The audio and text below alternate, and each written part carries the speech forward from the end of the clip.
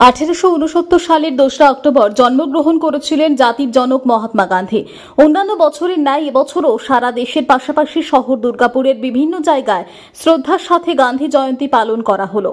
দুর্গাপুর গান্ধী মোড়ে স্থিত গান্ধীজির মূর্তিতে মাল্যদান করে শ্রদ্ধা জানানো হয়। উপস্থিত ছিলেন দুর্গাপুর ইস্পাত কারখানার সন ডাইরেক্টর ইনচার্জ বিজেন্দ্র প্রতাপ সিং, কংগ্রেস নেতা সুদেব রায় সহ কংগ্রেসের অন্যান্য কর্মী সমর্থকরা। বক্তব্য রাখতে গিয়ে আসন্ন দুর্গাপুজো উপলক্ষে দুর্গাপুরবাসীকে আগাম শুভেচ্ছা জানান ডিএসপির ডাইরেক্টর ইনচার্জ। বিশ্বজুড়ে হিংসা রুখতে গান্ধীজিকে অনুসরণ করার বার্তা দেন কংগ্রেস নেতা সুদেব রায়। सभी को हार्दिक शुभकामनाएं। गांधी जी का जो मैसेज था, शांति समय रहना है, देश को आगे बढ़ाना है, इसके लिए हम सभी को प्रयास करना है। एक बार फिर से गांधी जयंती के सभी को हार्दिक शुभकामनाएं। हमारे टाउनशिप डिपार्टमेंट ने किया है ऐसे, काफ़ी अच्छा काम किया है। बहुत दिन से स्टैचू थोड़ा डैमेज कंडीशन में था, हम लोग इसको रोकने के लिए टाउनशिप डिपार्टमेंट ने काफ़ी अच्छा काम किया है, तो टाउनशिप डिपार्टमेंट को उसके लिए बहुत बहुत बधाई। इसलिए भी सभी को बहुत बहुत शुभकामनाएं। सभी অহিংস দিবস রাষ্ট্রসংঘ থেকে আমাদের 2007 সালে মহাত্মা গান্ধীর শুভ জন্মদিন উপলক্ষে ঘোষিত হয়েছে অহিংস দিবস।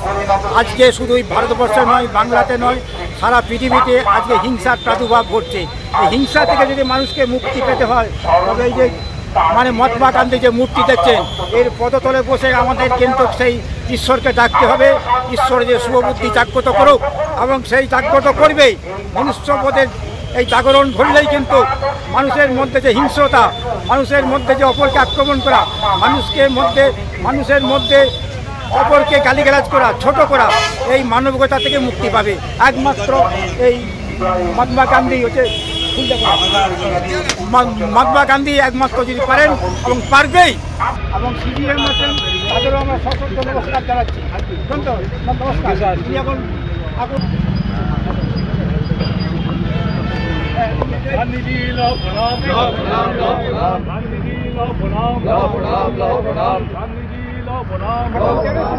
দুর্গাপুর থেকে সনাতন গড়াইয়ের রিপোর্ট, টিভি নিউজ 10।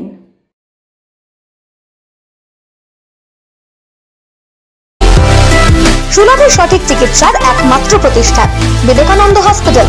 24 ঘন্টা emergency service, blood bank, trauma care. আপনাদের সেবায় আমরা তৎপর। গুণমান ও পরিষেবায় দুর্গাপুর বিধাননগরের ডক্টর জাকির হোসেন এভিনিউর বিবেকানন্দ হসপিটাল শিল্পাঞ্চলের মানুষের মন জয় করেছে।